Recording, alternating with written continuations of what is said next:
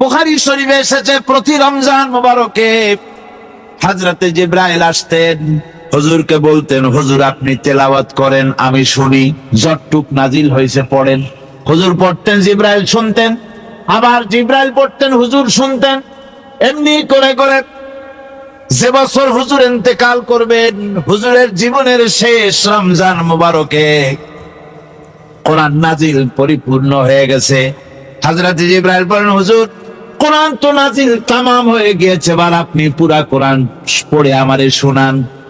হযরত রাসূল পুরাটা পড়ে 30 পারা পড়ে শোনায় দিলেন, জিবরাইল শুনলেন। এবার জিবরাইল বলেন, হুজুর আমি তেলাওয়াত করতেছি আপনি শোনেন। হযরত জিবরাইল 30 পারা পড়লেন, হুজুর শুনলেন। আবার হযরত জিবরাইল বলেন, হুজুর এবার আবার আপনি পড়েন। হুজুর পড়লেন, জিবরাইল শুনলেন, আবার জিবরাইল পড়লেন, হুজুর শুনলেন। তার মানে হলো হুজুর যে বছর ইন্তেকাল করলেন ওই বছরের রমজান মোবারকে হযরত জিবরাইল 2 বার পড়েছেন, হুজুর শুনেছেন, আর হুজুর 2 বার পড়েছেন, জিবরাইল শুনেছেন, যাতে করে একটা জের জবর, একটা আয়াত, একটা সেমিকোলন যেন বাদ না পড়ে যায়। শাহরু রমাদান আল্লাযী উনজিলা ফীহিল কুরআন, রমজানের পবিত্র মাসে আমি অবতীর্ণ হয়েছি। সুবহানাল্লাহ। যদি প্রশ্ন করা হয় রমজানে তো আসছো, কিন্তু প্রথম নাজিল হয়েছিল কোন সময়? ওটা কি দিন ছিল না রাত ছিল? কোরআন তার জবাবে বলে, ইন্না আনজালনাহু ফী লাইলাতিল কদর, কদরের পবিত্র রাতে আমি এই পৃথিবীতে আমার আগমন ঘটেছিল। যদি প্রশ্ন করা হয় বুঝলাম সবই, কেন নাজিল হয়েছে তুমি? এই পৃথিবীর তোমার আসার উদ্দেশ্য কি, মূল কাজটা কি? এই প্রশ্ন যদি করা হয়, কোরআনে কারীম তার জবাবে বলে, শোনো কেন এসেছি। লিতুখরিজান নাসা মিনাজ-জুলুমাতি ইলান-নূর, আমার মিশন হচ্ছে গোটা বিশ্ব মানবতাকে পুঞ্জীভূত জমাট বাঁধা অন্ধকারের ভেতর থেকে টেনে বের করে আলোর সন্ধান দিতে, আলোর দিকে আনার জন্য আমি কোরআন নাজিল হয়েছি। আল্লাহ পাক আমাদের জন্য একটি পবিত্র মাস আমাদেরকে দিচ্ছেন, দান করেছেন, যে মাসটির নাম হচ্ছে রমাদান। রমাদান হচ্ছে রামদুন, রাম মিম দত, ধাতু থেকে উৎপত্তি। এর অর্থ হচ্ছে জ্বালানো, পুড়িয়ে দেওয়া, ভস্ম করে দেওয়া। রমাদান, রমজান মুবারকে যারা নাকি সিয়াম সাধনা করে, আত্মত্যাগ করে, অর্থাৎ তিতিক্ষা, ত্যাগ এবং তিতিক্ষা করে, রমজান মুবারকে আল্লাহ পাক যেভাবে রোজা চান ওইভাবে যারা রোজা রাখে, তাদের সমস্ত গুনাহ সমূহকে আগুন যেমন আবর্জনাকে জ্বালিয়ে দেয়, রোজা যদি সঠিকভাবে কারো হয় তাহলে তার গুনাহগুলিকে এইভাবে জ্বালিয়ে ভস্ম করে দেয়। সুবহানাল্লাহ বিহামদিহি। এই রমাদান আমাদের সামনে। আমি আমার আলোচনার শুরুতে আমি আপনাদের খেদমতে আরজ করতে চাই যে মাসটির মধ্যে আমরা প্রবেশ করতে যাচ্ছি, দুটি জিনিস আমাদের সামনে এখন। একটি হচ্ছে আমরা মাহে রমজানকে ইস্তেকবাল করতে যাচ্ছি। মাহে রমজান আমাদের সামনে। দোয়া করে নেই যে আল্লাহ পাক এই পবিত্র রমজানের সম্মান করার মতো তৌফিক আমাদেরকে দান করো, আর যেভাবে রোজা রাখলে পরে তুমি খুশি হও সেইভাবে আমাদেরকে রোজা রাখার তৌফিক দান করো, বলি আমিন। এটি হচ্ছে সর্বশ্রেষ্ঠ মাস আল্লাহ পাক মুসলমানদের জন্য দান করেছেন। আবারও বলি আলহামদুলিল্লাহ। কোরআন শরীফের মধ্যে আল্লাহ সমস্ত ইবাদতের কথা বলেছেন, কিন্তু ডিটেইলস আলোচনা করেননি। হজ করতে হবে, কিন্তু উকুফে আরাফা করতে হবে, রমিয়ে হিজার করতে হবে, রমিয়ে জেবার করতে হবে, তারপরে 7 বার তাওয়াফ করতে হবে, সাফা মারওয়া সাই করতে হবে। এগুলো কিন্তু কোরআন শরীফে আসে নাই, ডিটেইলস আসে নাই। নামাজ পড়তে হবে, কিন্তু জোহরে কয় রাকাত, আসরে কয় রাকাত, মাগরিবে কয় রাকাত, এই রাকাতগুলি কিভাবে বিন্যস্ত করতে হবে কোরআন শরীফে তা আসে নাই, বর্ণনা করা হয়নি।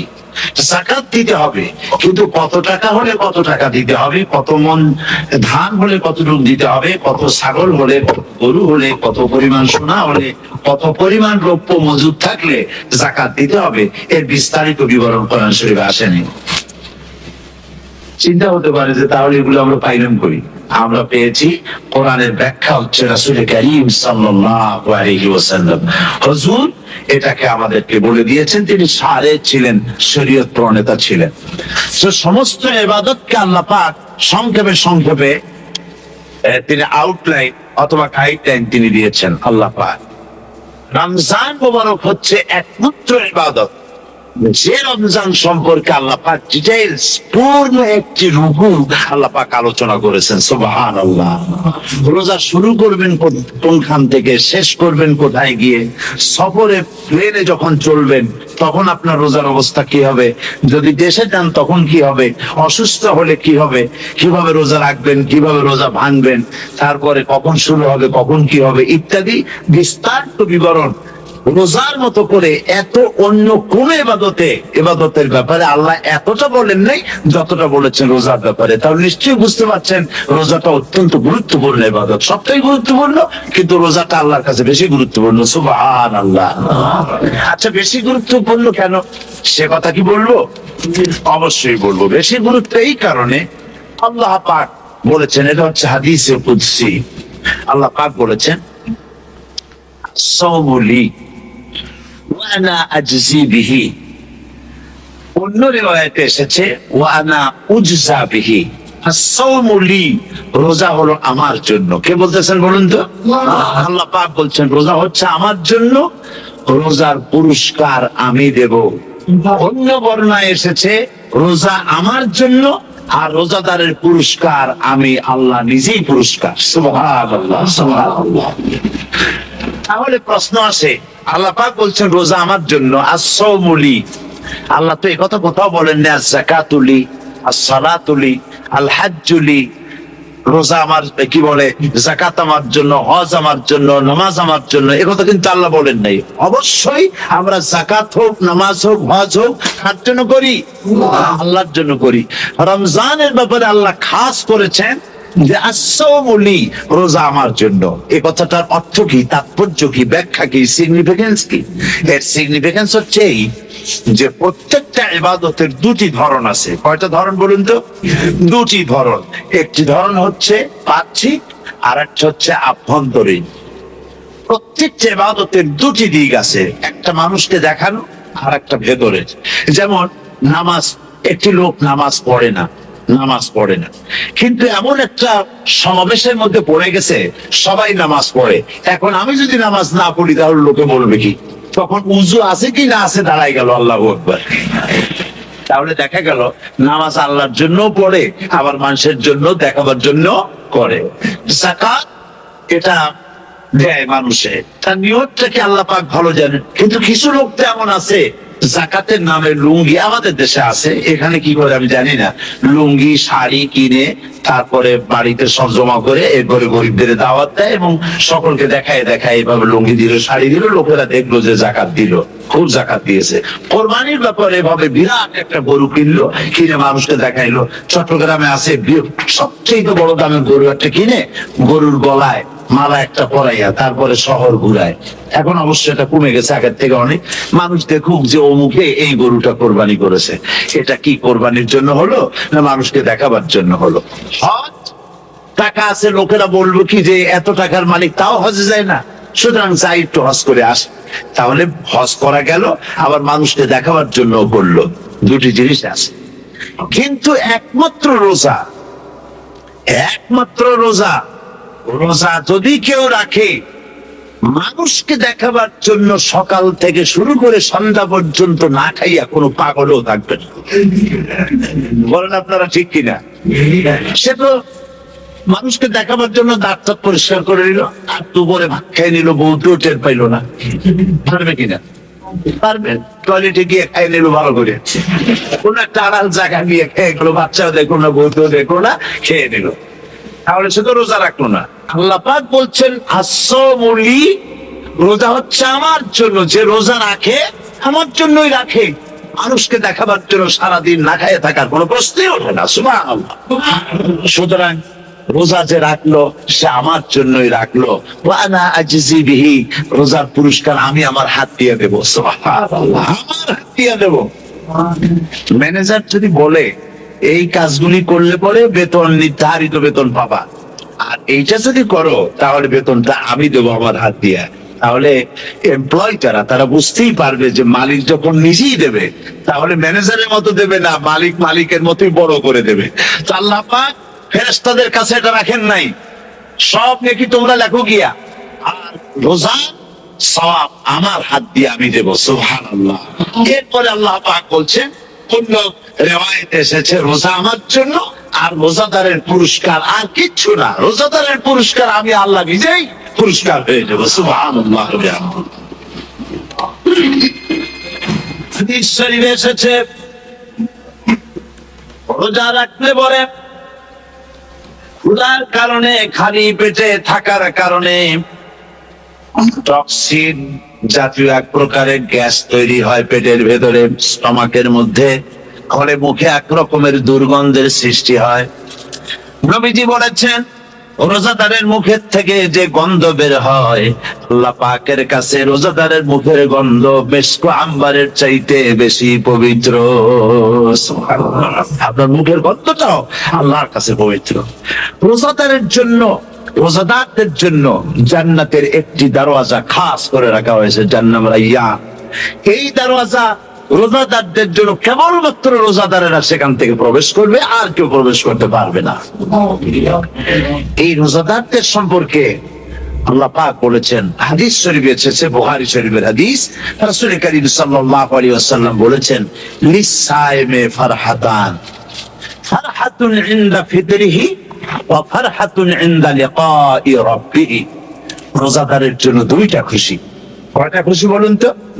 কে বলছেন? আল্লাহ রাসূল বলছেন রোজাদারের জন্য দুইটা খুশি। লিসাইমে ফারহাতান, দুইটা খুশি। ফারহাতুন ইনদা ফিতরিহি, একটা খুশি হচ্ছে ইফতারের সময়। এই ফিতরিহিতে, এই ফিতরিহি দুটি কথা, এই একটি কথা দুটি ব্যাখ্যা হয়। একটা হচ্ছে ইফতারের সময়, ইফতারের কথা বলা হয়েছে, আর ঈদের কথাও এর মধ্যে বলা হয়েছে। ইফতারের সময় হলে একটা খুশি, আর একটা খুশি হচ্ছে ইনদা লিকাই রাব্বিহি, যখন রোজাদারের সঙ্গে আল্লাহ পাক দেখা করবেন তখন হবে আরেকটা খুশি। তার মানে হচ্ছে রোজাদারদের সঙ্গে স্পেশাল আল্লাহ রাব্বুল আলামিন সাক্ষাৎকারের ব্যবস্থা করবেন। সুবহানাল্লাহ। তাহলে দুটি জিনিস হলো, একটা হলো ইফতারের জন্য দুটা, রোজাদারের জন্য দুটা খুশি, একটা হলো ইফতারের সময়, আর একটা হচ্ছে আল্লাহর সঙ্গে যখন দেখা করবে। তো ইফতারের যে খুশিটা, এই খুশি রোজাদার ছাড়া কেউ বুঝবে না। ইফতার সারাদিন রোজা রাখার পর সামনে পেঁয়াজি, বেগুনি, সালাদ, তরমুজ, মিষ্টি, তারপরে আম্বালা সুইট মিটের নানান রকমের মিষ্টি, এরপরে মুড়ি, কত কিছু সব সামনে নিয়ে বসে আছে। দেখছেন অবস্থা?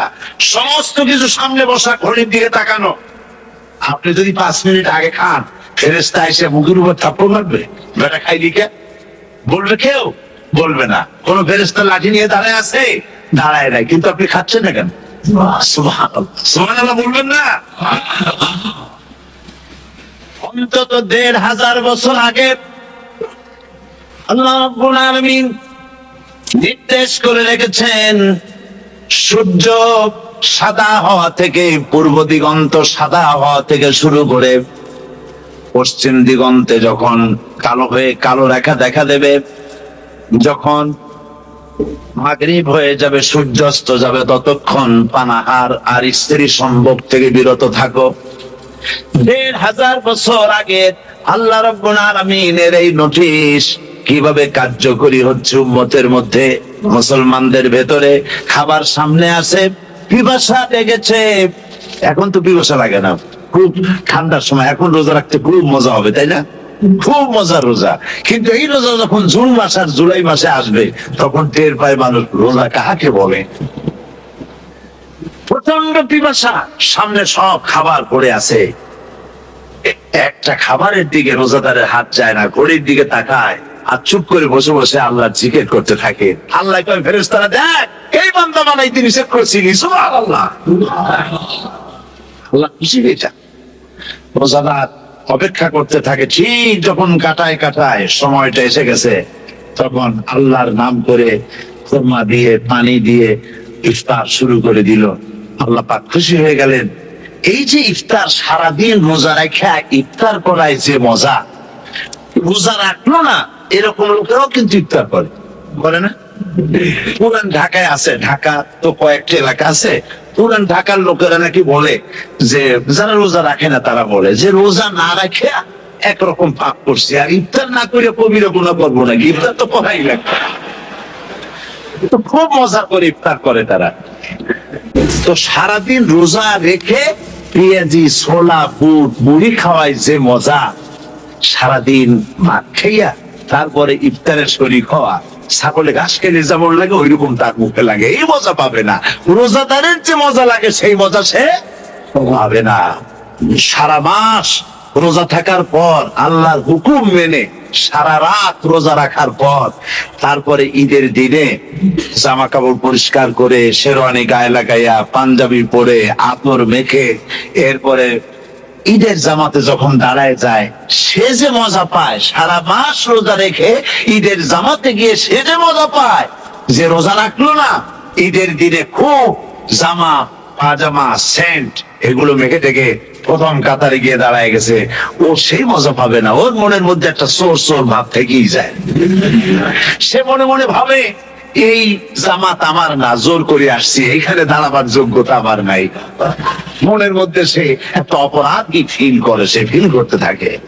সুতরাং রোজাদারের জন্য দুইটা খুশি, একটা হচ্ছে ইফতারের সময়, আর একটা খুশি হবে যখন আল্লাহ তাদেরকে দেখা দেবেন। সুবহানাল্লাহ। এই রোজা আল্লাহ পাক দান করেছেন। আচ্ছা, কি জন্য রোজা আমাদের দিলেন? এই জন্য দিয়েছেন যে একটা মাস পৃথিবীর মুসলমানরা না খেয়ে থাকুক দিনের বেলায়, ওই না খেয়ে থাকার যে খাবারগুলি বাঁচবে এইগুলি আল্লাহ অন্য কোন এলাকার মানুষদের খাওয়াবেন না। এই জন্য করেছেন রোজা, এই জন্য করেন নাই। রোজা ফজিলত আল্লাহ নবী বলেছেন, রমজান মুবারকের এত ফজিলত, মানুষ যখন কোন ইবাদত করে আল্লাহ পাক সেই ইবাদতের নেক আমলের সওয়াব 10 থেকে শুরু করে 700 পর্যন্ত বাড়ায় দেন। 10 থেকে শুরু করে 700 করে 700 বাড়ায় দেন, ইল্লা সাওম, রোজা ছাড়া। নবীজি বলেছেন, রমজান মুবারকে কেউ যদি একটি নফল কাজ আদায় করে, একটি নফল ইবাদত করে, অন্য মাসের একটি ফরজ আদায় করার সওয়াব আল্লাহ পাক নামায়ে আমলে দিয়ে দিবেন। রমজান মুবারকে কেউ যদি একটি ফরজ আদায় করে, অন্য মাসের 70টি ফরজ আদায় করার মতো সওয়াব আমল নামায়ে আল্লাহ দিয়ে দিবেন। সুবহানাল্লাহ। এই মাস আমাদের সামনে, আল্লাহু আকবার বলি, আল্লাহু আকবার বলি, আলহামদুলিল্লাহ। এই পবিত্র মাস আমাদের সামনে, এই মাসে এত সব নফল হয় ফরজের মতো, আর ফরজ হয় 70টা ফরজের মতো। এত সব কেন হইল? আমরা না খেয়ে থাকি সেই জন্য না? বলতে পারেন কেন হলো? একটি কারণ, শাহরু রমাদান আল্লাযী উনজিলা ফীহিল কুরআন। সুবহানাল্লাহ বলবেন না? এই রমজান মাস হচ্ছে সেই মাস যে মাসে আল্লাহ রাব্বুল আলামিন কোরআনে কারীমকে নাযিল করেছেন। এই মাসের মধ্যে একটি রাত আছে, খায়রুম মিন আলফি শাহর, যে রাতটি 1000 মাসের চাইতে বেশি গুরুত্বপূর্ণ আল্লাহর কাছে। সুবহানাল্লাহ। একটি রাত 1000 মাসের চাইতে গুরুত্বপূর্ণ। 1000 মাস ক্যালকুলেটর দিয়ে হিসাব করলে দেখা যায় যে 1000 মাসে 83 বছর 4 মাস হয়। তাহলে তার অর্থ কি, যে একটানা 83 বছর 4 মাস ইবাদত করলে যে সওয়াব হবে, এই রাত্রে ইবাদত করলে সেই সওয়াব হবে। হতে পারে, এরকম হতে পারে, কিন্তু ব্যাখ্যাটা কি? ব্যাখ্যাটা হচ্ছে, আরবিতে আলফুন শব্দ দিয়ে 1000 বোঝানো হয় না। আরবিতে যখন আলফুন বলা হয় তাহলে বোঝা যায় সংখ্যাধিক্য, বিপুল সংখ্যা, হাজার হাজার হাজার হাজার, থাউজেন্ডস এন্ড থাউজেন্ডস। এইটাকে বোঝানোর জন্য আরবিতে ব্যবহার করা হয় আলফুন। হাজার হাজার। তাহলে আল্লাহ কি বুঝাতে চাচ্ছেন? আল্লাহ রাব্বুল আলামিন তিনি এই আয়াত দ্বারা বুঝাতে চান, এর ব্যাখ্যা হচ্ছে এই পৃথিবীর মানবতার কল্যাণের জন্য, এই পৃথিবীর মানুষের ভালাইয়ের জন্য, মঙ্গলের জন্য হাজার হাজার মাস ধরে এই পৃথিবীর মানুষের যে কল্যাণ হয় নাই, এই রমজান মোবারকে একটা রাত আছে যেই রাতে আল্লাহ রাব্বুল আলামিন মানবতার সেই কল্যাণ করেছেন। সেই কল্যাণ কি দিয়ে করেছেন? শাহরুর রমাদান আল্লাযী উনজিলা ফীহিল কোরআন, কোরআন নাযিল করে পৃথিবীর মানুষকে সেই কল্যাণ আল্লাহ দিয়েছেন। সুবহানাল্লাহ। বন্ধুগণ, কোরআন, কোরআন কি নিয়ামত আমাদের কাছে! সেই নিয়ামতকে আমরা চিনলাম না, আমরা বুঝতে পারলাম না কত বড় নিয়ামত আল্লাহ আমাদের দান করেছে। এই কোরআন যেন আপনি শুনতে পারেন, পড়তে পারেন, বুঝতে পারেন, সেই জন্য আল্লাহ রাব্বুল আলামিন শরিয়াত কি সুন্দর ব্যবস্থা করেছে। কোরআন শোনার জন্য রমজান মুবারকে তারাবিহের নামাজের ব্যবস্থা করা হয়েছে। সুবহানাল্লাহ, সুবহানাল্লাহ। যারা সব সময় পড়তে পারেন না, কোরআন তেলাওয়াত জানেন না, অথবা সারা বছর এক খতম কোরআন শরীফ পড়া হয় না, শরিয়ত কি সুন্দর বিধান করলো যে আপনি যেন 30 পারা কোরআন শরীফ শুনতে পারেন। এই ব্যবস্থা তারাবিহের নামাজের মধ্যে শরিয়ত করে দিয়েছে। আলহামদুলিল্লাহ, আলহামদুলিল্লাহ। যাদের টাকা কড়ি আছে, আমি তাদেরকে অনুরোধ করব, যদি পারেন তাহলে মেহেরবানি করে রমজান মুবারকে উমরা পালন করবেন। আমি উমরা নিয়ত করে এসেছি, ঢাকা থেকে উমরা নিয়ত করে এসেছি, আপনাদেরকে দেখে গেলাম। আর আমি এখান থেকে ডাইরেক্ট মদিনা মুনাওয়ারায় চলে যাব ইনশাআল্লাহ।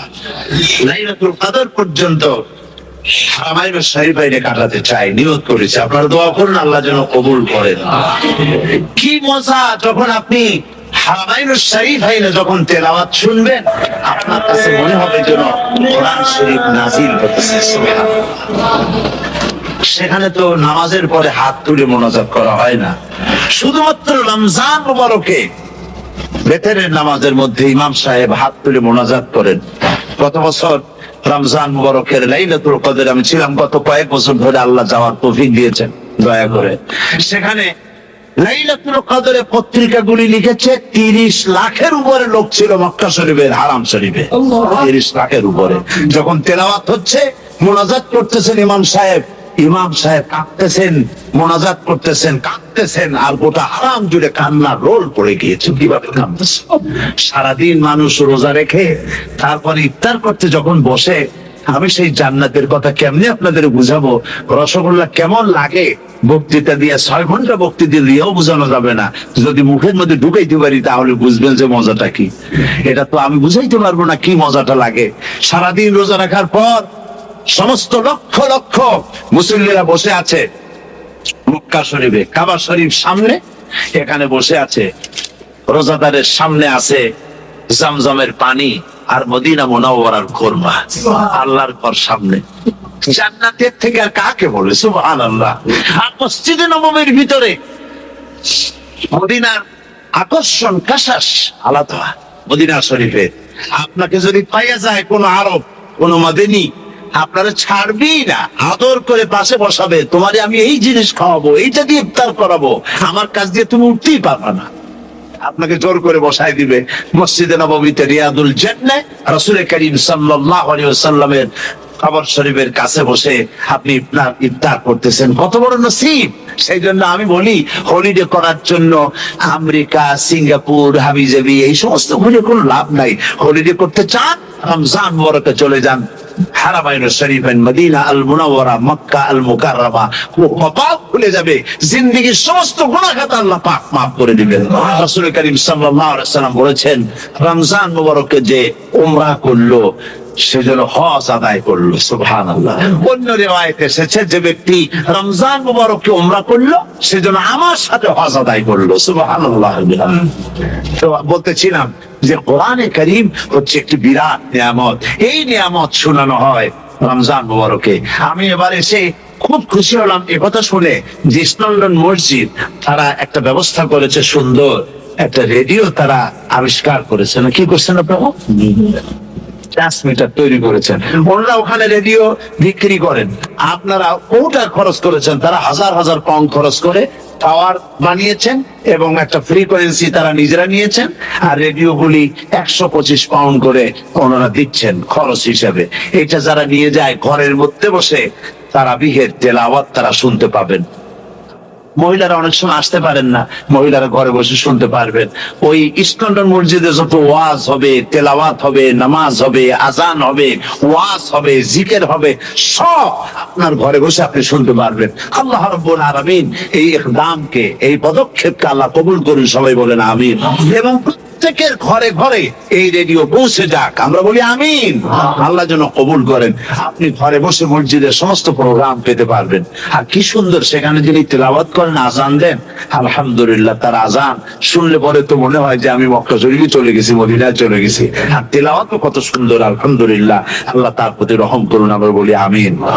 সুতরাং বলতেছিলাম যে পবিত্র রমজানুল মুবারক এটি হচ্ছে, এটি কি জিনিসটা, কি জিনিসটা বোঝাবার জন্য আমি বলি, যেমন এই ঘড়িটা, এটা কেনার পর 2-1 বছর পর এটা ফাস্ট হয় অথবা কি হয়, স্লো হয়ে যায়। তখন এটাকে সারার জন্য আমরা হসপিটালে দেই। হসপিটাল মানে লন্ডন হসপিটাল না, ঘড়িরও হসপিটাল আছে। তো ঘড়ির হসপিটালে দিলাম, ওরা এটাকে দেখে শুনে ওয়াইরিং করে টরে দিল ঠিক মতো। একবার যদি ঠিক করে দিল, আবার আমার 1-2 বছর চললো, আর কোনো ডিস্টার্ব করবে না, ঠিক কিনা? আপনার গাড়ির ইঞ্জিন যদি কোন রকমের অসুবিধা করে, তাহলে গাড়ির ইঞ্জিনকে ওভারহোলিং করতে হয়, ইঞ্জিন ডাউন দিতে হয়। একবার যদি ইঞ্জিন ডাউন দিলেন, ওভারহোলিং করলে, তাহলে আপনার এই গাড়ি 5-6 বছরের জন্য আর হাত দিতে হবে না। এই কথাগুলি বুঝতে পারছেন কিনা? সারা জীবন, সারা মাস অন্যায় করার পরে, গুনাহ করার পরে মানুষের অন্তঃকরণে কালিমা লেগে যায়। আল্লাহ রাব্বুল আলামিন রমজান মুবারকের একটা ব্যবস্থা করেছেন, ইঞ্জিন ওভারহোলিং এর মতো, ইঞ্জিন ডাউন দেওয়ার মতো। আপনার কালকে, আপনার আত্মাকে, আপনার বিবেককে, আমার বিবেককে পরিষ্কার করার জন্য রমজান মাস করে দিয়েছেন। রমজান মুবারকের একটি মাসের কোর্স যদি কমপ্লিট করা যায়, তাকওয়া দিয়ে যদি ভরে দেওয়া যায়, তাহলে বাকি 11 মাস আরামসে চলবে, কোনো অসুবিধা হবে না। নবীজি বলেছেন, রমজান মুবারকের মাস আসার সঙ্গে সঙ্গে আল্লাহ রাব্বুল আলামিন তিনি জান্নাতের সমস্ত দরজাগুলি খুলে দেন, আর জাহান্নামের সব দরজাগুলি আল্লাহ রাব্বুল আলামিন বন্ধ করে দেন। সুবহানাল্লাহ। আর শয়তানকে শৃঙ্খল দিয়ে বেঁধে ফেলা হয়, শিকল দিয়ে শয়তানদের বন্ধ হয়ে যায়। এই হাদিসটা যখনই শোনাই বিভিন্ন জায়গায়, লোকেরা বিভিন্ন জায়গায় প্রশ্ন করে, হুজুর কোন তো যে শয়তানের বাঁধতে হয়, কিন্তু রমজান মাস কত লোকেরা মদ খায়, মিথ্যা কথা কয়, তাহলে শয়তান বান্ধা থাকবো কেমনে? আমি বলি, দেখেন, এর ব্যাখ্যা আছে। এর ব্যাখ্যা হলো এই, কোন কোন ঘড়ি আছে একবার চাবি দিলে 6 মাস চলে, আরেকবার চাবি দিলে 2 বছর চলে, আবার চাবি দিলে লাইফ চলে যায়। এরকম ঘড়িও আছে। কোন কোন মানুষের শয়তানে এমন চাবি দিছে যে চাবিতে 6 মাস চলে, কোনটায় 10 মাস চলে, কোনটায় বছর চলে। রোজার মাসেও যারা গুনাহ করে, শয়তানে এমন চাবি দিছে যে রোজার মাসেও বন্ধ হচ্ছে না। এরা শয়তানের খপ্পরে পড়ে গেছে। আল্লাহ এই চাবি থেকে মুসলমানদেরকে হেফাজত করুন, বলি আমিন। জোরে বলেন আমিন। শয়তান থেকে পানাহ কেউ দিতে পারে না, কোন গভর্নমেন্ট পারবে না। ব্রিটিশ গভর্নমেন্ট পারবে নাকি? American government? কেউ পারবে না। শয়তান থেকে পানাহা দিতে পারে কেবলমাত্র কে? আল্লাহ রাব্বুল আলামিন আমাদেরকে শিখায় দিয়েছেন, শয়তানের ওয়াসওয়াসা থেকে আমার কাছে পানাহ চাও। আউযু বিল্লাহি মিনাশ শাইতানির রাজিম। বিতাড়িত মরদুদ শয়তানের ওয়াসওয়াসা থেকে পানাহ চাই, আল্লাহর কাছে পানাহ চাও।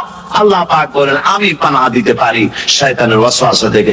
শয়তান থেকে আশ্রয় একমাত্র সিকিউর, নিরাপত্তা পেয়েছেন আল্লাহ পয়গম্বরেরা। সুবহানাল্লাহ।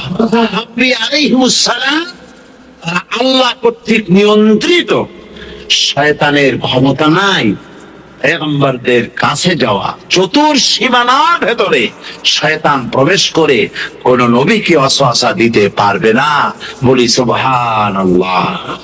এই জন্য শয়তান থেকে বেঁচে যাওয়া, শয়তানের ওয়াসওয়াসা থেকে বাঁচা খুবই কঠিন।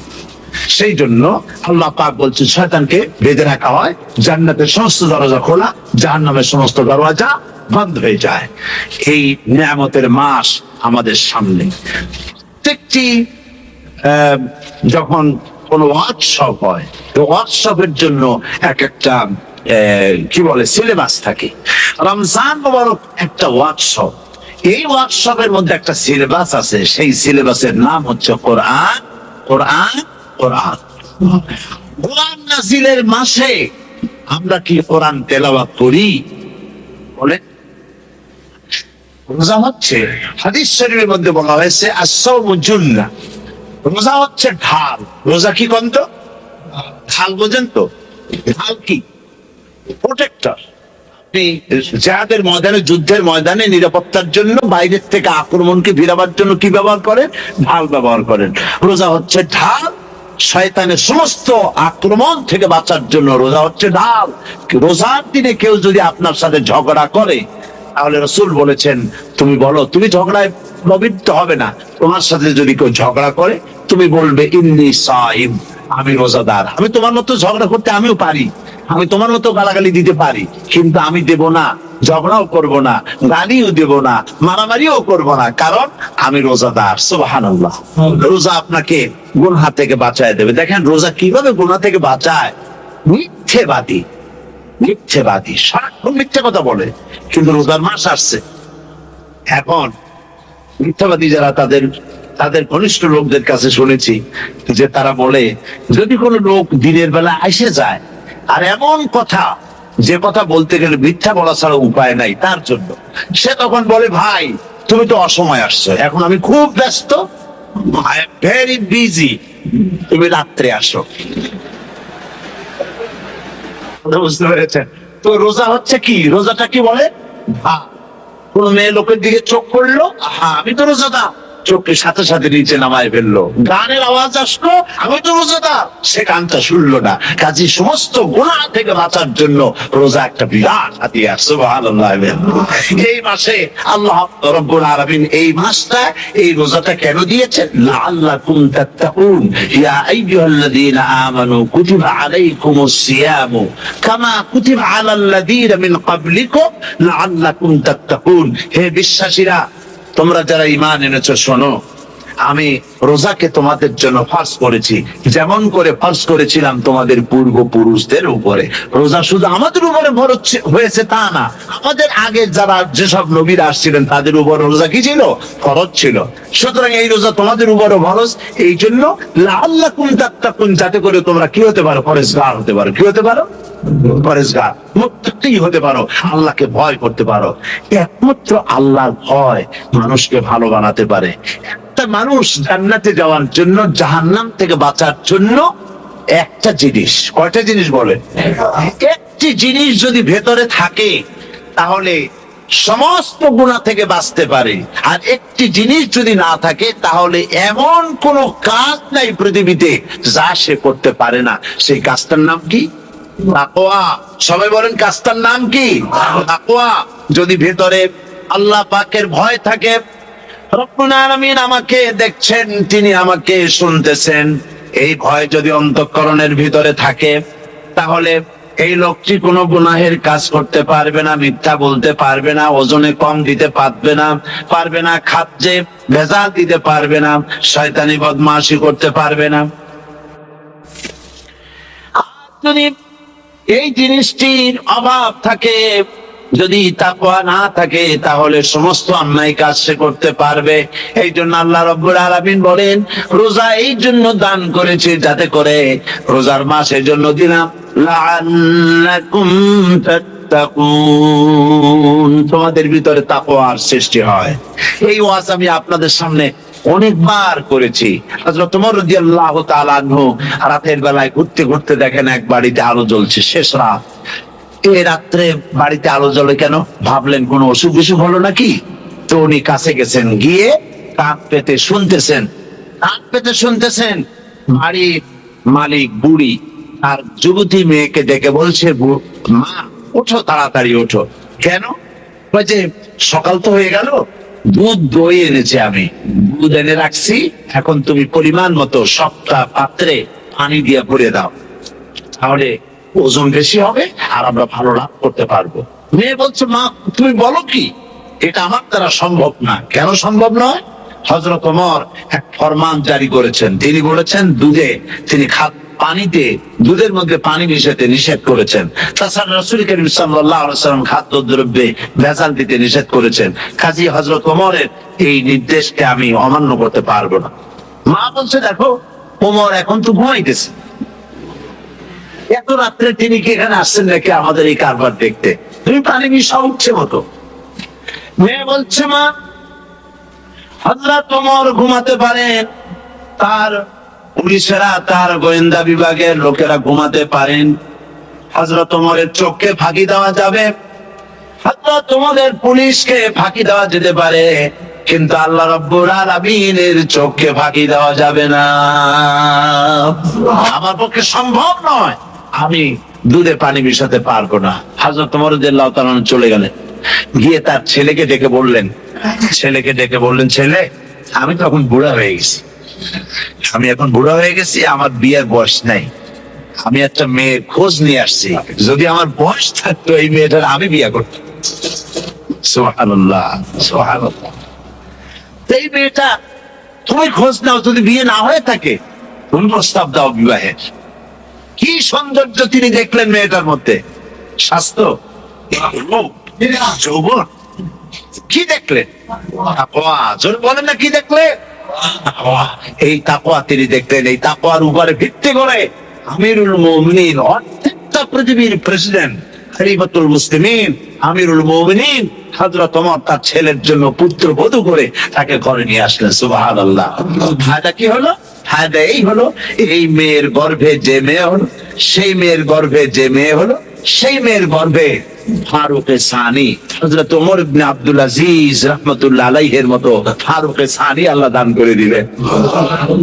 সুবহানাল্লাহ ওয়া বিহামদিহি। এটার নাম হচ্ছে তাকওয়া। এই তাকওয়ার ব্যাপারে হযরত ওমর রাদিয়াল্লাহু তাআলা আনহু তিনি হযরত কাব বিন উবাই রাদিয়াল্লাহু তাআলা আনহুকে জিজ্ঞেস করেছিলেন যে তাকওয়ার একটা ব্যাখ্যা আপনি কি আমাকে বলতে পারেন, তাকওয়ার ব্যাখ্যাটা কি? তিনি বললেন, হ্যাঁ পারি। কি ব্যাখ্যা?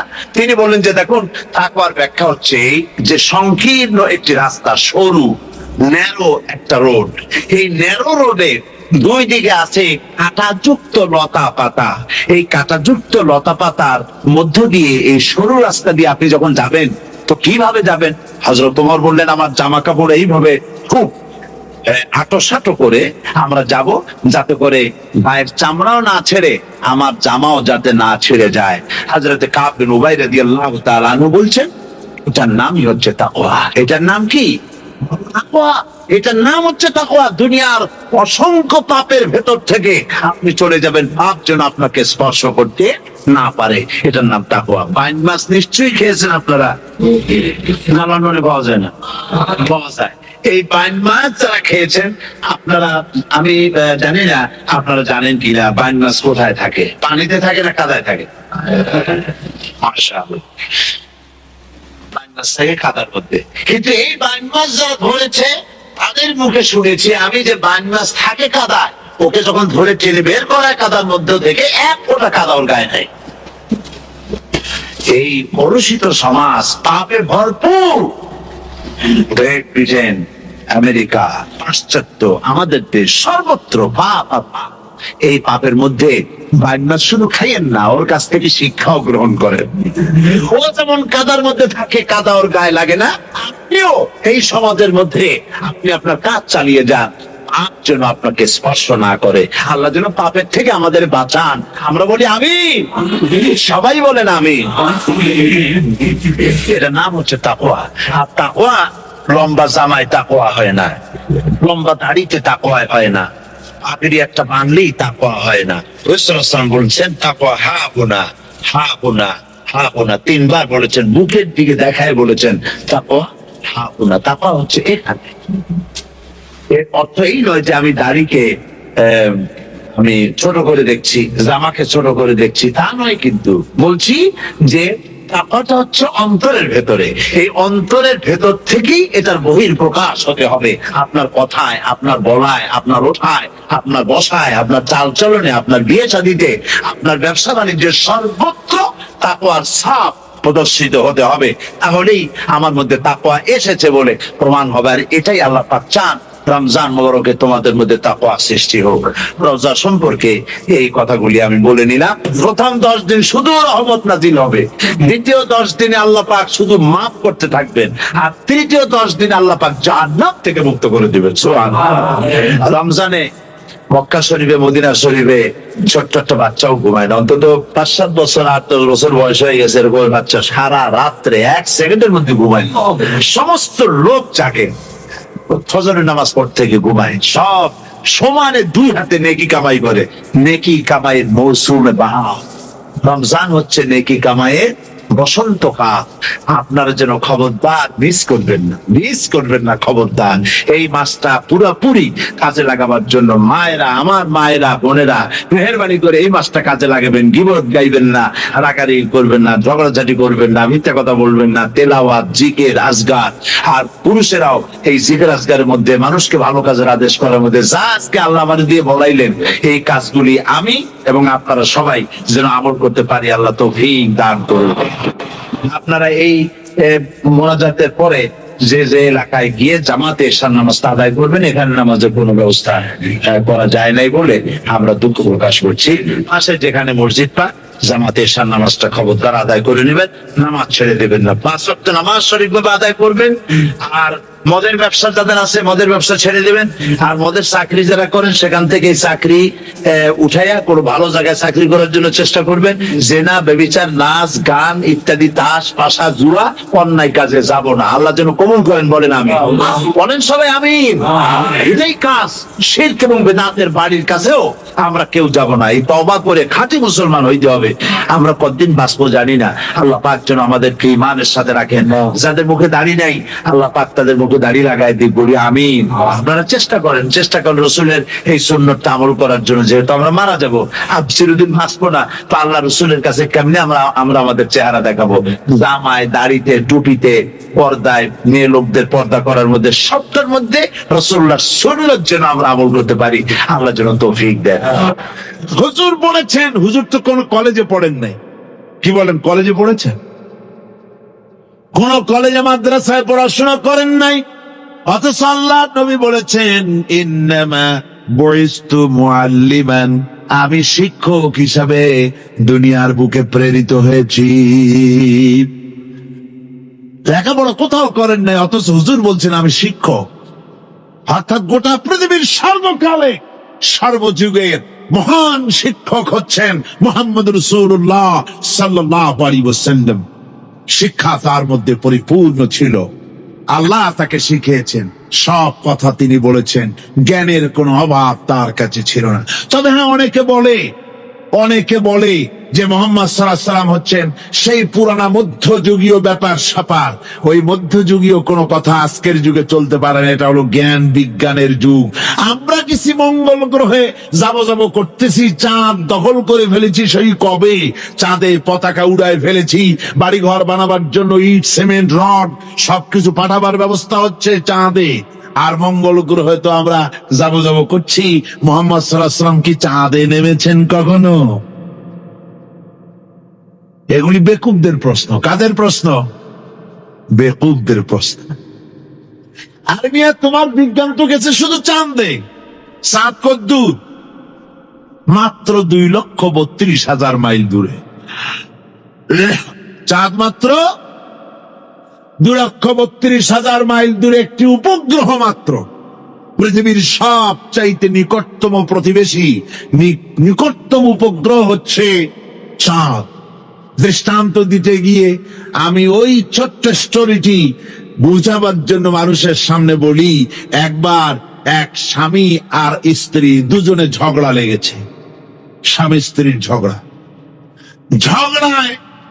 বেচারা স্বামী দুর্বল হয়ে গেছে, স্বামীর স্ত্রীর সামনে আর পেরে উঠছে না।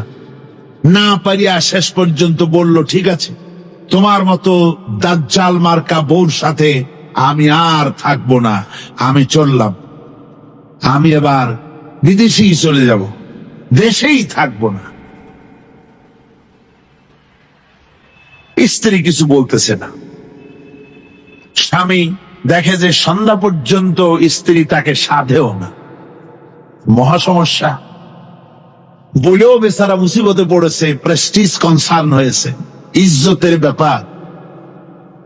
শেষ পর্যন্ত জায়নামাজ বালিশ টালিশ পেঁচাইয়া বিদেশের উদ্দেশ্যে নিজেকে তৈরি করে বারান্দায় নেমে বলল যে মাগরিবের রক্ত যখন হয়েই গেল, মাগরিবটা পড়ে নেই।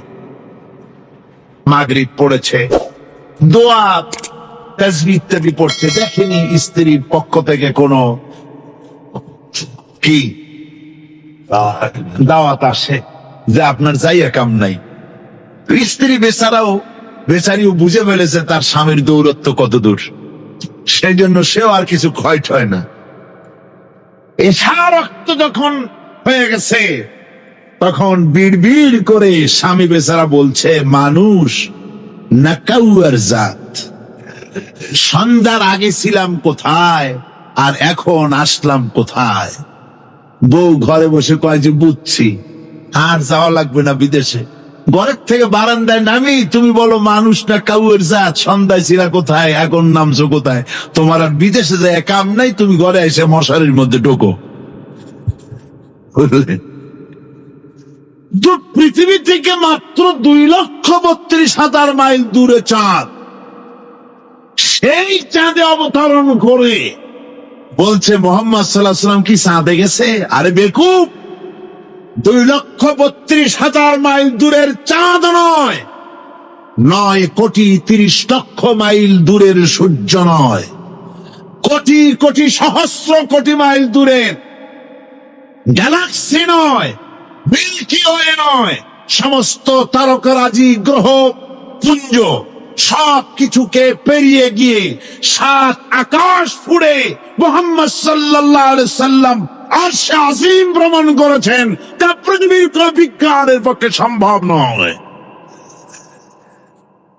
সুতরাং মুহাম্মদ সাল্লাল্লাহু আলাইহি সাল্লাম সর্বকালের সর্বযুগের সব ব্যাপারে শ্রেষ্ঠ মহান ব্যক্তিত্ব। এরপরে আল্লাহ রাব্বুল আলামিন বলছেন, وَخَلَقْنَاكُمْ أَزْوَاجًا, আমি তোমাদের নারী এবং পুরুষের জোড়া পয়দা করেছি। অর্থাৎ এই পৃথিবীতে আল্লাহ রাব্বুল আলামিন মানুষের একটি সেক্স পয়দা করেন নাই, দুটি প্রকার করেছেন, একটি হচ্ছে নারী আর একটি পুরুষ। এই নারী আর পুরুষ আল্লাহ পাকের এটি একটি বিরাট কুদরত। এই নারী এবং পুরুষ সৃষ্টি করে পরস্পরের প্রতি আল্লাহ আকর্ষণ সৃষ্টি করেছেন। দুজনের একের প্রতি অপরের আকর্ষণ আল্লাহ পাক নিজেই সৃষ্টি করে দিয়েছেন। ومن آياته أن خلق لكم من أنفسكم أزواجا لتسكنوا إليها وجعل بينكم مودة ورحمة। আমার অনেক নিদর্শনাবলীর মধ্যে এটিও একটি নিদর্শন যে আমি তোমাদের থেকে তোমাদের স্ত্রীদেরকে তোমাদের জোড়া পয়দা করেছি। আর কি করেছি, কেন করেছি? লিতাসকুনু ইলাইহা, যাতে করে তোমরা পরস্পরের কাছ থেকে শান্তি, প্রীতি, প্রেম, ভালোবাসা, মহব্বত লাভ করতে পারো। এটা আমার নিদর্শন একটি। কিরকম নিদর্শন? ভিন্ন পরিবেশে লালিতা পালিতা একটি মেয়ে ভিন্ন পরিবেশে লালিত পালিত একটি পুরুষের সঙ্গে যখন বিবাহ হয়ে যায়, আল্লাহ রাব্বুল আলামিন বলেন আমি তখন একের প্রতি অপরের মহব্বত আর ভালোবাসা আমি আল্লাহ তৈরি করে দেই। ওই মেয়েটি জানার কথা না, মেয়েটির বাড়ি হচ্ছে লংলা শ্রীমঙ্গল, বিয়ে হয়েছে দিনাজপুর। দিনাজপুরের লোকেরা বোয়াল মাছ খায় না, কিন্তু এখানের লোকেরা বোয়াল মাছ খুব পছন্দ করে। কথা বুঝতে পারছো? এখানে কথাবার্তা এক রকমের, সেখানের কথাবার্তা আর এক রকমের। এই দুইটা মিলায় কিতে হয়েছে তো কিতে হয়েছে, কথা বুঝলি? এখন উপায়টা কি? অথচ এই দুই স্বামী স্ত্রীর মধ্যে আল্লাহ পাক কি মহব্বত পয়দা করে দেন, একজন আরেকজনের জন্য জীবন দিতে প্রস্তুত হয়ে যায়। সুবহানাল্লাহ পড়েন। আল্লাহ রাব্বুল আলামিন বলেন, ওয়াজআলা বাইনাকুম মাওয়াদ্দাতান, প্রথমে তো ভালোবাসা সৃষ্টি করি, প্রেম সৃষ্টি করি। বিবাহ হওয়ার পর যে ভালোবাসা হয়, বিশেষ উদ্দেশ্যকে সামনে রেখে ওই ভালোবাসা হয়। এরপরে যখন বয়স বাড়তে থাকে, যখন বার্ধক্য আসে, তখন ওই ভালোবাসাটা আর থাকে না যেটা ছিল প্রথম। সেটা আমি ওয়াজআলা বাইনাকুম মাওয়াদ্দাতান ওয়া রাহমা, মাওয়াদ্দা তখন রহমতে পরিণত হয়ে যায়। প্রথমে থাকে একটা প্রেম কেন্দ্রিক ভালোবাসা, পরবর্তী সময় যখন স্বামী বুড়ো হয়ে যায় আর স্ত্রী যখন বুড়ি হয়, তখন আল্লাহ পাক বলেন আমি উভয়ের মধ্যে সহৃদয়তা, করুণার সৃষ্টি করে দেই, পরস্পরের প্রতি আকর্ষণ তখন আরো বাড়িয়ে দেই। একজন আর একজন ছাড়া চলে না, বুড়ার বুড়ি ছাড়া উপায় থাকে না। ঘরের মধ্যে ফ্রিজ আছে, কালার টিভি আছে, তারপরে সুন্দর বিছানাপত্র আছে, কোন জিনিসের অভাব নাই। বুড়া হঠাৎ করে বুড়ি একদিন মারা গেল, বুড়ায় কয় আমি গৃহশূন্য হয়ে গেছি। সব আছে, তারপরেও যে গৃহশূন্য হয়ে গেছি, তার মানে গৃহের প্রাণটাই চলে গেছে। বুড়া বয়সে সন্তান খোঁজ খবর নেয় না, সন্তানের বউ খোঁজ খবর নেয় না। বুড়ার গরম পানিটা, উজুর পানিটা, তার খাবারটা, তার পানটা, তার যা প্রয়োজন বুড়ি সব এগিয়ে নিয়ে আসে। আর বুড়াও বুড়ির জন্য তখন প্রথম জীবনের চাইতে আরো বেশি মহব্বত বাড়ে, বুড়ির দিকে খোঁজ খবর আরো বেশি করে নেয়। ঠিক কিনা কন? বুঝলেন যারা বুড়া আর বুড়ি আছেন। আল্লাহ পাক বলেন এটা আমি করি। কে বলছেন এ কথা? আল্লাহ পাক বলছেন আমি করি। এ মহব্বত আল্লাহর নাম। দেখুন রাসূল করিম সাল্লাল্লাহু আলাইহি ওয়াসাল্লামের ঘরে দৌলত ছিল না, কিন্তু মহব্বত দিয়ে ঘরটা ভরা ছিল। সুবহানাল্লাহ বিহামদি। দৌলত ছিল না, মহব্বত দিয়ে ভরা ছিল। হযরত আয়েশা সিদ্দিকা রাদিয়াল্লাহু তাআলা আনহা বলেছেন, আমি গ্লাসে পানি পান করে রেখে দেওয়ার পর রাসূলুল্লাহ গ্লাসটা হাতে নিয়ে আমি যেখানে ঠোঁট লাগিয়ে পানি পান করেছি, আল্লাহ নবী ওইখানেই ঠোঁট লাগায় পানি পান করতেন। মুহাব্বত। হযরত আয়েশা বলেন আমি গোশত খেয়ে, হাড্ডি খেয়ে হাতে ধরে রেখেছি, খাবো বা রাখবো। আল্লাহ নবী তখন আমার হাতের থেকে গোশত বা হাড্ডিটা আমার হাত থেকে নিয়ে আমি গোশতের যে অংশে কামড় দিয়েছি, রাসূলুল্লাহ সেখানে মুখ লাগিয়ে খেতেন। দৌলত ছিল না হুজুরের ঘরে এক ফোঁটাও, কিন্তু মহব্বত ছিল ঘরটা ভরা। হযরত আয়েশা বলেছেন রাসূলুল্লাহ কাজ করে কষ্ট করে ঘরের ভিতরে ফিরে যখন দেখেছেন রান্না বান্না সারা হয় নাই, হুজুর ক্ষুধার্ত অথচ আমার রান্না শেষ হয় নাই, নবীজি রাগ করেন নাই, অসন্তুষ্ট হন নাই, ভুরু কুঞ্চিত করেন নাই, চোখ গরম করেন নাই, বরং আমার কাছে বসে রান্না বান্নায় আমাকে আল্লাহর নবী, বিশ্ব নবী মুহাম্মদ রাসূলুল্লাহ সাল্লাল্লাহু আলাইহি ওয়াসাল্লাম আমাকে সহযোগিতা করেছেন। স্বামী স্ত্রীর ভালোবাসা হচ্ছে স্বর্গীয় নিয়ামত, জান্নাতের নিয়ামত। সুবহানাল্লাহ পড়েন। যেই ঘরে স্বামী আর স্ত্রীর মধ্যে সাপ আর বেজির সম্পর্ক, দাঁড় কুমড়োর সম্পর্ক, এই ঘরটা যতই বিদেশি আধুনিক সৌন্দর্যের উপকরণাদি দিয়ে ভরপুর থাকুক না কেন, এই ঘরটা, এই বিল্ডিংটা জাহান্নামের টুকরা।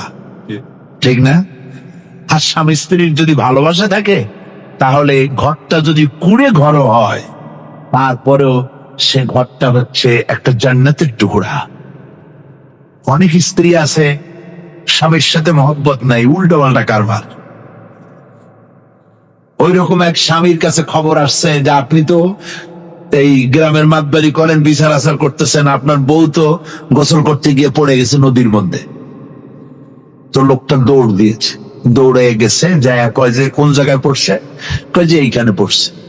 লোকটা তখন জোয়ারের পানি যাচ্ছিল এইদিকে, লোকটা দৌড় দিছে উল্টা দিকে। লোকেরা কয় যে মিয়া তোমার বউ পড়েছে এইখান থেকে, জোয়ারের পানি এদিকে যায়, তুমি উল্টা দৌড়ো কেন?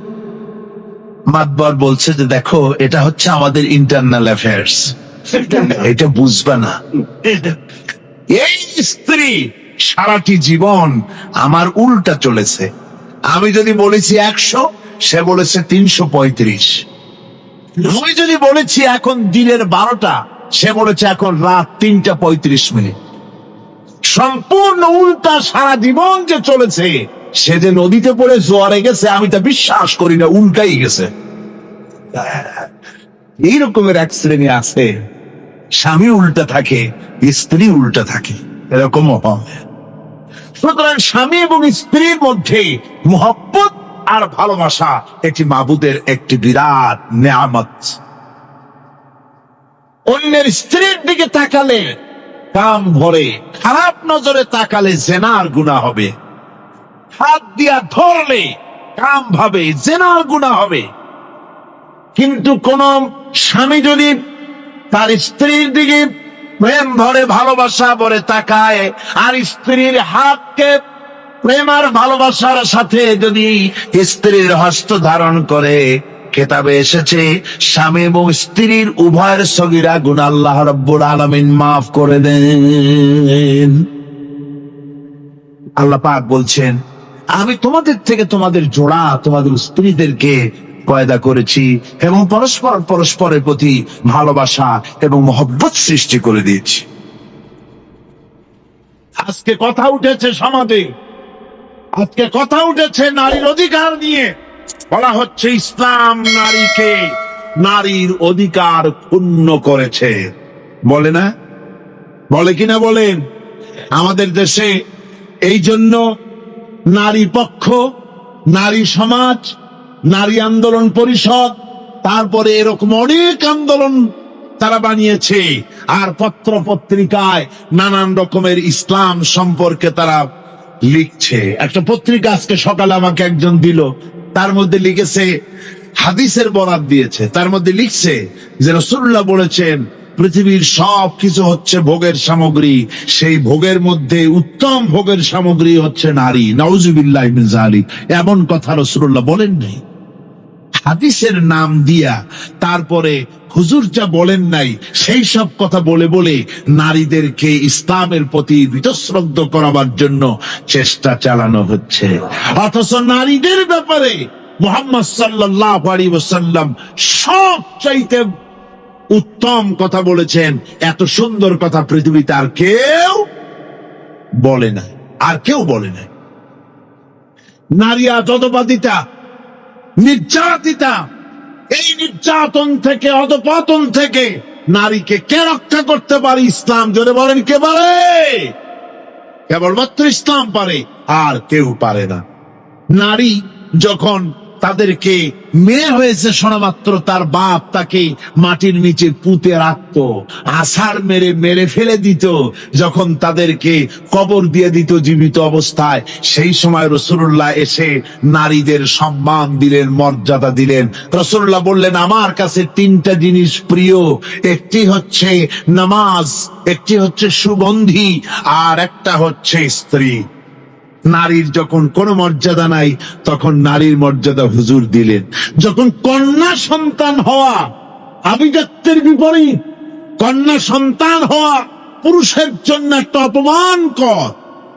এখন আমাদের সমাজও আছে, স্ত্রী গর্ভবতী হয়েছে, বন্ধুদের কাছে বলে ফেলেছে আগেই, সন্তান হয়ে গেছে কিন্তু কোনো খোঁজ খবর নাই। বন্ধুরা একদিন হঠাৎ জিজ্ঞেস করে তোমার স্ত্রী গর্ভবতী হয়েছে, তারপরে তা তো অনেক দিনের কথা, কি হইল তা তো বললা না।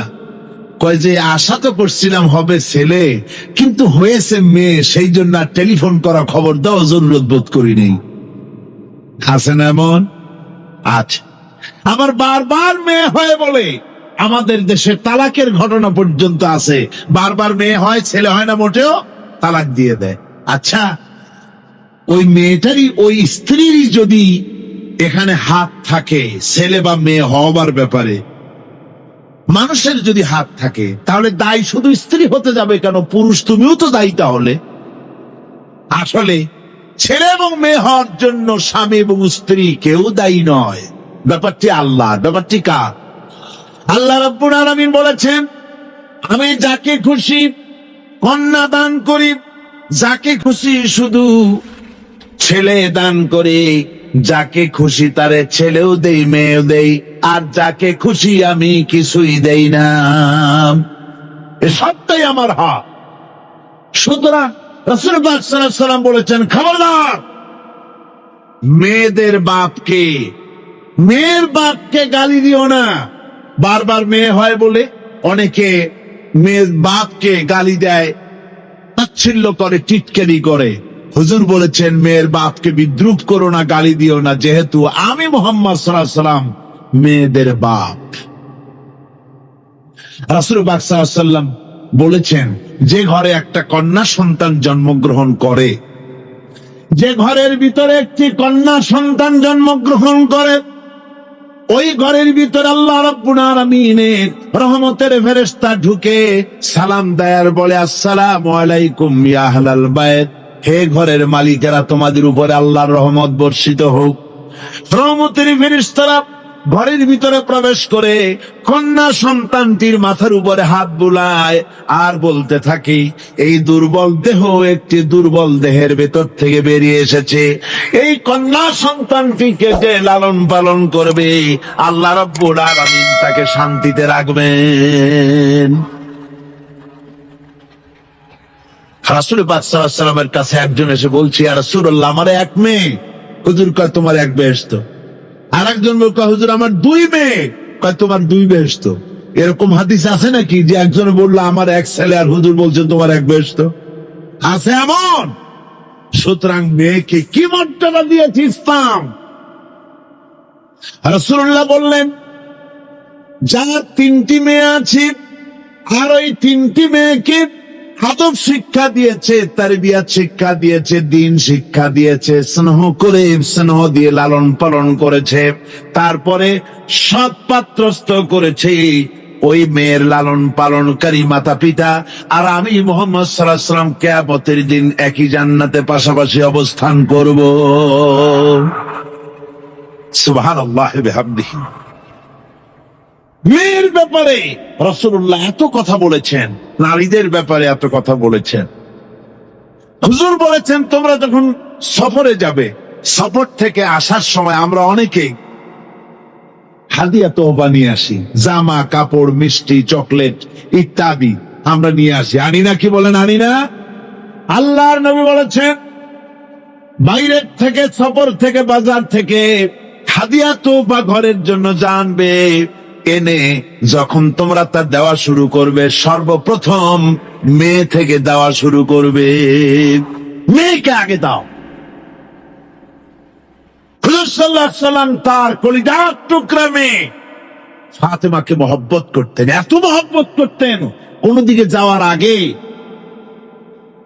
সকলের সঙ্গে দেখা করে শেষে দেখা করতেন হযরত ফাতেমার সঙ্গে।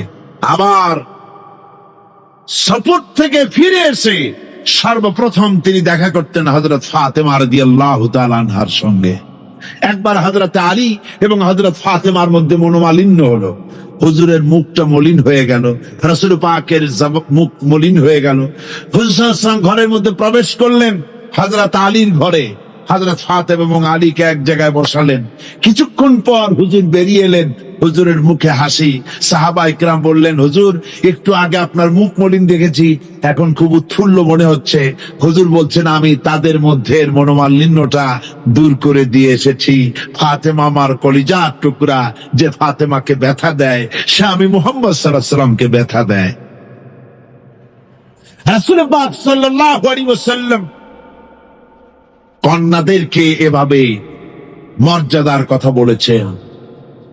এই কন্যা আস্তে আস্তে যখন বড় হয়ে যায়, যখন বধূ হয়, বধূ হিসেবে তার মর্যাদা ইসলাম কতখানি দিয়েছে, রাসূল পাক সাল্লাল্লাহু আলাইহি ওয়াসাল্লাম কতখানি দিয়েছেন আপনারা লক্ষ্য করেন। হাদিস শরীফ পড়া নাই, জানা নাই বলে আজকে এক শ্রেণীর নারীরা তারা কমিউনিস্টদের খপ্পরে পড়ে, সমাজতন্ত্রের খপ্পরে পড়ে, নাস্তিকদের খপ্পরে পড়ে গোটা মহিলা সমাজকে চেষ্টা করতেছে ইসলাম থেকে দূরে সরাবার জন্য, ঠিক কিনা কও?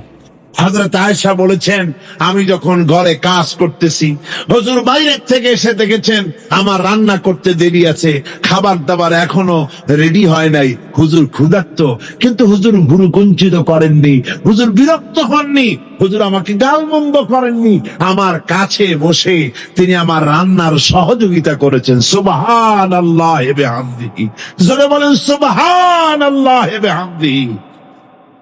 ভাইয়েরা আমার, হযরতে আয়েশা সিদ্দিকা রাদিয়াল্লাহু তাআলা আনহা বয়সে কম ছিলেন অন্যদের চাইতে। বিশ্বনবী সমস্ত রাজকার্য, রাষ্ট্রীয় কার্য, নবুয়তের দায়িত্ব পালন করে স্ত্রীর দায় হক আদায় করতে ভুলে যাননি। আধো আধো জ্যোৎস্না প্লাবিত রাত রাসূলুল্লাহ হযরত আয়েশাকে বলছেন, চলো আমরা একটু পায়চারি করে আসি বাইরের থেকে। ঘুরতে ঘুরতে হুজুর বলছেন, দেখো তো ওই যে দূরে দেখা যায় একটা জিনিস, চলো আমরা দৌড় দেই, দেখি কে আগে ওই জায়গায় পৌঁছতে পারে। দুজনে মিলে দৌড় দিলেন। হযরত আয়েশা বললেন, আমি হুজুরকে পেছনে ফেলে দ্রুত গতিতে আমি দৌড়ে লক্ষ্যবস্তুর কাছে চলে গেলাম। হুজুর যখন ধীরে সুস্থে আমার কাছে এলেন, আমি বললাম, দেখছেন আপনি কিন্তু আমার সাথে দৌড়ে পারেন নাই। হযরত আয়েশা বলছেন, এর কিছু কাল পরে আবার একদিন রাসূলুল্লাহ দৌড় প্রতিযোগিতার ব্যবস্থা করলেন, দৌড় দিলাম। হযরত আয়েশা বলছেন, সেই সময়ের তুলনায় আমার শরীর কিছুটা স্থূল এবং ভারী হয়ে গেছে, আমি দৌড়াইয়া পারলাম না, আমি পেছনে পড়ে গেলাম। হুজুর আমার আগে চলে গেলেন লক্ষ্যবস্তুর কাছে। আমি হাঁপাতে হাঁপাতে যখন রাসূলের কাছে চলে গেছি, রাসূল পাক মুস্কি হেসে আমাকে বললেন, আয়েশা, ওই সেই দিনের প্রতিশোধ আজকে নিলাম। সুবহানাল্লাহি ওয়া বিহামদিহি, সেদিনের জবাব আজকে দিয়ে দিলাম। স্বামী স্ত্রীর দাম্পত্য জীবনের এই দৃশ্য কতখানি উপভোগ্য। সুবহানাল্লাহি ওয়া বিহামদিহি। এই জন্য স্বামী স্ত্রীর ভিতরে যে মুহাব্বত, এটা বেহেশতি অবদান, এটা জান্নাতের অবদান, এটা আল্লাহর নিয়ামত। এটা কি ধরে ধন? আল্লাহর নিয়ামত। এই নিয়ামত যে ঘরের মধ্যে আছে, সে ঘরটা বেহেশত। সে ঘরটা কি? বেহেশত। আর আপনার ঘরের মধ্যে রেডিও আছে, টিভি আছে, ফ্রিজ আছে, ডিসি আছে, এসি আছে, কত কিছু আছে, কিন্তু স্বামী স্ত্রীর মধ্যে সাপে আর বেজির সম্পর্ক, দাঁড় কুমড়ার সম্পর্ক। এই ঘরটা জাহান্নামের সামিল। হাসান এক পদের স্ত্রী, স্বামীও আছে এরকম এক পদের স্বামী আছে, সমানে পিটায় মেয়ে লোক, পিটাইতেই থাকে। বুঝলে, রাসূলুল্লাহ বলেছেন, খবরদার স্ত্রীদেরকে মেরো না, নাসিদের মতো প্রহার করো না, তাহলে আগামী রাত্রে যখন তার কাছে তুমি যাবে, তখন কি তোমার শরম করবে না? রাসূল পাক সাল্লাল্লাহু আলাইহি ওয়াসাল্লাম নারী পুরুষের সমান অধিকার দিয়েছে। ভালোবাসা এবং মহব্বত থাকতে হবে। একে অপরের উপরে বাজিমাত করার প্রতিযোগিতা থাকা উচিত নয়। স্বামী হয়েছেন বলে তিনি একেবারে নওয়াবজাদা নসরুল্লাহ খান হয়ে যাবে, তা না। আবার স্ত্রী স্বামীকে গোলাম হিসাবে ব্যবহার করবে, তাও না। ভালোবাসা, শ্রদ্ধা, পারস্পরিক মহব্বত হিসেবে মর্যাদা সমান রাখা হয়েছে। কিন্তু মাঝে মধ্যে দেখা যায়, কিছু অভিযোগ পাওয়া যায়, স্ত্রীরা এমনও করে স্বামীকে একেবারে গোলামদের মতোই রাখে। এই রকমের এক শ্রেণীর আছে। সমান অধিকারের চিন্তা নিয়ে স্বামী নির্যাতনের কোনো প্রশ্নই ওঠে না। রাসূলুল্লাহ আবার মর্যাদা পুরুষের এক ধাপ বাড়ায় দিয়েছেন। আল্লাহর নবী বলেছেন, এই পৃথিবীতে মানুষকে যদি আমি মানুষের সামনে সেজদা করার জন্য যদি অর্ডার করতাম, তাহলে দুনিয়ার সমস্ত নারীদেরকে অর্ডার করতাম তার স্বামীকে সেজদা করার জন্য। মর্যাদা বাড়ানো রয়েছে, কিন্তু অধিকার সমান, সমান অধিকার দেওয়া হয়েছে। ইসলাম নারীর অধিকার দিয়েছে, স্বামী স্ত্রীর মহব্বত এবং ভালোবাসা সৃষ্টি করে দিয়েছেন। এটা আল্লাহর নিয়ামত। আমার বন্ধুগণ, আজকে আমার সমাজে বলা হচ্ছে নারীদেরকে ঠকাইছে ইসলাম। বলে কি দিয়ে ঠকানো হলো? বলে ইসলাম ঠকিয়েছে একটা ছেলে সমান দুইটা মেয়ে। একটা ছেলেতে যা পাবে দুইটা মেয়েতে তাই পায়, এই জন্য মেয়েকে ঠকানো হয়েছে। একথা বলেছেন আমাদের দেশের সুপ্রিম কোর্টের একজন চিফ জাস্টিস, অবসরপ্রাপ্ত, নাম নেব না আমি। তো আমরা এটা শোনার পরে বললাম যে বাংলাদেশ পৃথিবীর দ্বিতীয় বৃহত্তম মুসলিম দেশ, এই দেশের সুপ্রিম কোর্টের চিফ জাস্টিস হয়ে কোরআন সম্পর্কে জ্ঞান এত নগণ্য, এত কম, এত পুর। আর জ্ঞানের এই বহর দেখে আমাদের শুধু করুণাই হয়। কোরআনে কারীমের এক জায়গায় তিনি দেখেছেন এক ছেলে সমান দুই মেয়ে, কিন্তু মেয়েকে যে আরো অনেক জায়গা থেকে দেওয়া হয় তা কি লক্ষ্য করো নাই? ছেলে তো এক জায়গায় পিতার কাছ থেকে বোনের ডাবল পেল, বোনের তুলনায় বেশি পেল এক জায়গায়, কিন্তু বোনকে মেয়েকে অনেক জায়গা থেকে আল্লাহ দেওয়ার ব্যবস্থা করেছেন। এই মেয়ে লোককে পিতার কাছ থেকে পাবে, স্বামীর কাছ থেকে পাবে, ছেলের কাছ থেকে পাবে, ভাইয়ের কাছ থেকে পাবে, মায়ের কাছ থেকে পাবে। 5 জায়গা থেকে পাওয়ার ব্যবস্থা আল্লাহ তাকে করে দিয়েছেন। জোরে বলেন সুবহানাল্লাহ। 5 জায়গা থেকে তার পাওয়ার ব্যবস্থা আছে। এক জায়গায় একটু ছেলেকে বেশি দিয়েছে, দেখি তার চোখ কাড়া হয়ে গেছে। আল্লাহর উপরে কমেন্ট করতেছে, নাউযুবিল্লাহি মিন যালিক। নারীকে ইসলাম সবচাইতে বেশি অধিকার দিয়ে তাকে প্রতিষ্ঠিত করেছে, সবচাইতে বেশি অধিকার তার। সব জায়গায় তাকে প্রতিষ্ঠিত করা হয়েছে। নারীদেরকে মহারণা দেওয়া ফরজ করে দেওয়া হয়েছে। নামাজ রোজা যেমন ফরজ, মহারণা দেওয়া তেমন কি? সেই মহারণা আজকাল বাঁধা হয়, বিশেষ করে রাজধানীতে, শহর সমূহে মহারণা বাঁধে। যত বেশি টাকা ততই সুনাম নাকি হয়। সেই জন্য জিজ্ঞেস করা হয়, মেয়ের বিয়েতে মহারণা কত হলো? কয় মহারণা হচ্ছে 5,73,793 টাকা 75 পয়সা। বাবা, আদায় করে না কিন্তু মোটেও, ফাঁকি দেওয়ার ব্যবস্থা সব। সোনা দিলাম এত, খাওয়াইলাম এত, বাকি সব ইদিক সিদিক। মনে রাখবেন মুসলমানেরা, মহারণা দেওয়া নামাজ রোজার মতোই অবশ্য পালনীয় একটি কর্তব্য আল্লাহ রাব্বুল আলামিন করে দিয়েছেন। কোন স্বামী যদি মহারণা ধার্য করার পর যদি আদায় না করেন, স্ত্রী যদি স্বেচ্ছায় মহারণার টাকা মাফ না করে দেয়, তাহলে কিয়ামতের দিন ওই স্বামীকে আল্লাহর দরবারে জিনাকারের কাতারে দাঁড়াতে হবে। ربنا ظلمنا أنفسنا وإن لم تغفر لنا وترحمنا لنكونن من الخاسرين.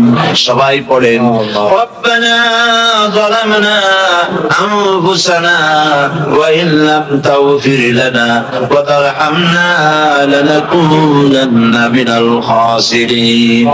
ربنا ظلمنا أنفسنا وإن لم تغفر لنا وترحمنا لنكونن من الخاسرين. রব্বুল আলামিন প্রচন্ড ঠান্ডাকে উপেক্ষা করে হাজার হাজার নারী পুরুষ স্টেপনি গ্রিন স্কুলে আল্লাহ তোমার কোরআন শোনার জন্য, তোমার নবীর হাদিস শোনার জন্য দীর্ঘক্ষণ বসে আছে। এতক্ষণ আমরা যে আলোচনা করলাম, দরুদ ও সালাম পড়লাম, মেহেরবানি করে সওয়াবটুকুন রাসূল করিম সাল্লাল্লাহু আলাইহি ওয়াসাল্লামের রূহ মোবারকে পৌঁছায় দাও। তামাম পৃথিবীর মাটির নিচে যত মুমিন মুমিনাত শুয়ে আছেন, আল্লাহ তাদের আরওয়াহ করে সওয়াব পৌঁছায় দাও। রব্বুল আলামিন, আমরা সবাই মিলে আজকে দোয়া করি, আমাদের মধ্য থেকে আমাদের আব্বা জান আর আমাদের মা যাদের মারা গেছে, কবরগুলিকে জান্নাতের টুকরায় পরিণত করে দাও। রব্বির হামহুমা কামা রাব্বায়ানি সগীরা।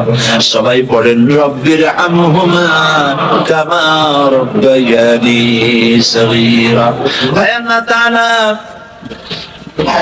আত্মীয় স্বজন যদি বিদেশে থাকে, টেলিফোনে খোঁজ খবর পাওয়া যায়, চিঠি দিয়েও 6 মাস 1 বছরে খোঁজ খবর নেওয়া যায়, কিন্তু আমাদের মা বাপ যাদের দুনিয়া থেকে বছরের পর বছর হলো বিদায় হয়ে গেছে, টেলিফোন বা চিঠিপত্রের কোন সিস্টেম নাই, কোনো কায়দা নাই, কোন হালতে কবরে আছে জানি না।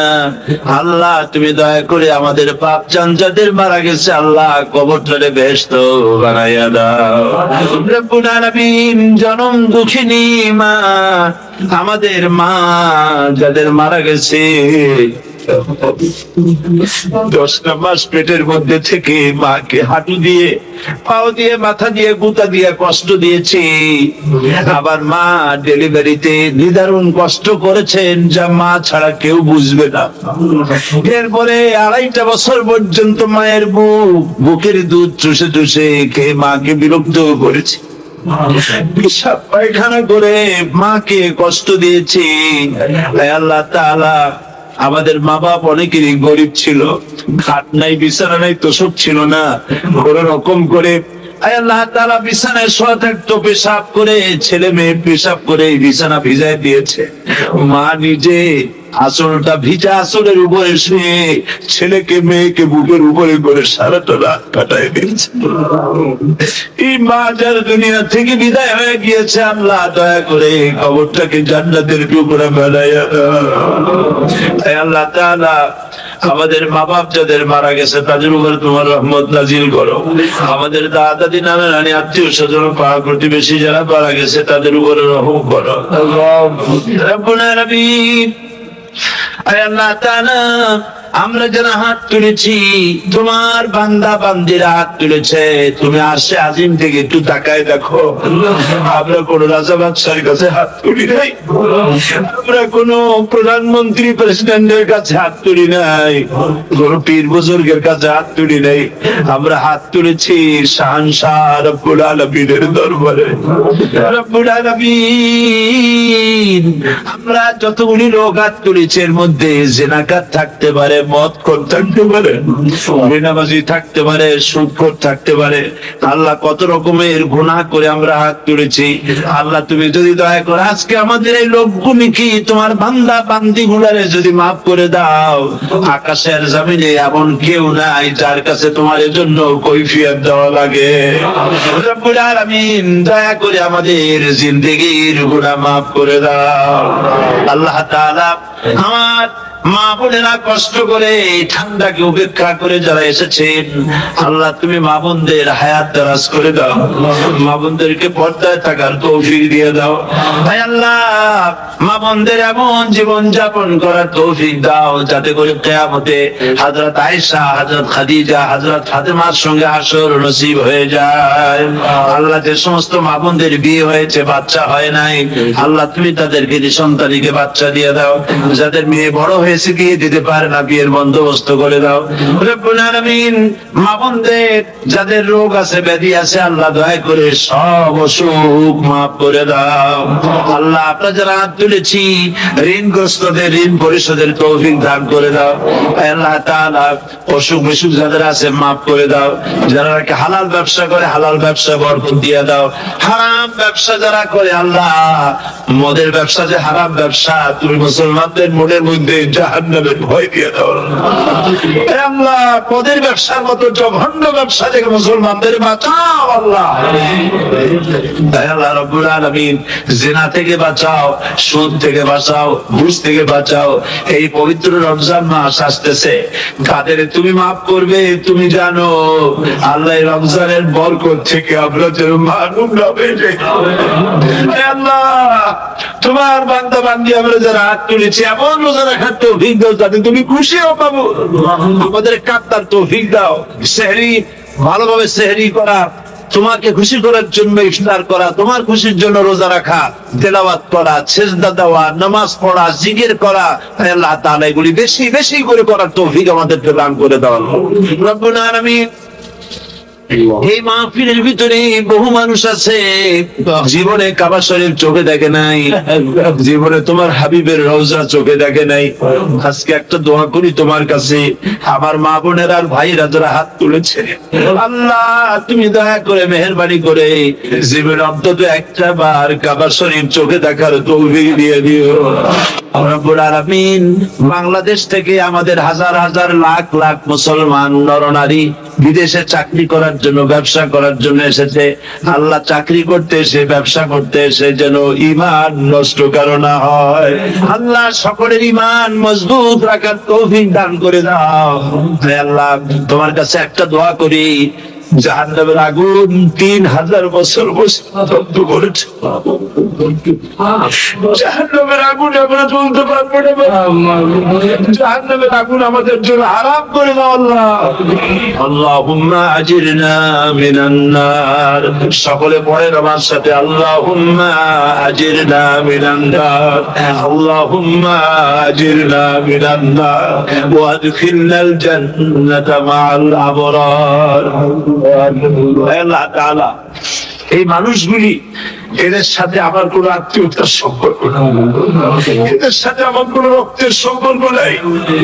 এই মানুষগুলি, মা বোনেরা ভাইয়েরা, আমাকে তারা ভালোবাসেন দিনের জন্য, আমি তাদেরকে ভালোবাসি দিনের জন্য। আল্লাহ এই ভালোবাসা যেন দুনিয়ায় শেষ না হয়, এই ভালোবাসার দিয়ে যেন কিয়ামতের দিন আমরা এক জান্নাতে থাকতে পারি, এই তৌফিক তুমি আমাদেরকে দান করে দিও আল্লাহ তাআলা।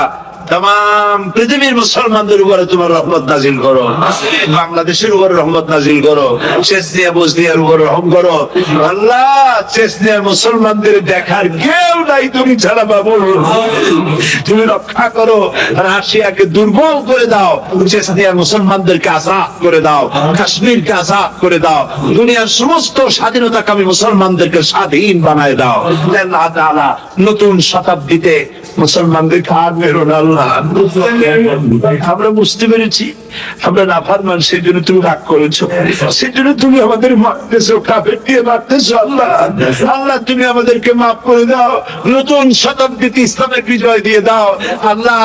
বিজয়ের আমরা তো আশাও করতে পারি না, যেহেতু আমরা গুনাহগার। সাহাবায়ে কেরামদের সেই কোয়ালিটি আমাদের মধ্যে নাই আল্লাহ। তুমি দয়া করে তোমার হাবিবের সাদকায় নতুন শতাব্দী, ইসলামের শতাব্দী আল্লাহ তুমি দয়া করে বানাই দিও আল্লাহ রব্বুল আলামিন। আমি জানি না কে কোন দুঃখ নিয়ে এখানে এসেছে, আমি সকলকে কয়েক সেকেন্ড ছেড়ে দিলাম, মাথা নিচু করে চোখ বন্ধ করে আল্লাহর কাছে আপনাদের মনের কথাটা বলেন, আল্লাহ পাক দোয়া কবুল করবেন ইনশাআল্লাহ।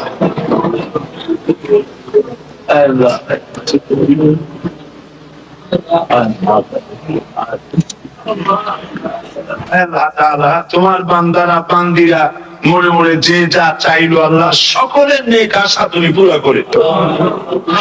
রব্বানা তাকাব্বাল মিন্না ইন্নাকা আনতাস সামিউল আলিম ওয়া তুব আলাইনা ইন্নাকা আনতাত তাওয়াবুর রহিম। সাত্রুল আরশ মাসবুরুন আলাইনা ওয়া আইনুল্লাহি নাজিরাতুন ইলাইনা বিহাউলিল্লাহি লা ইয়াকদিরু আলাইনা।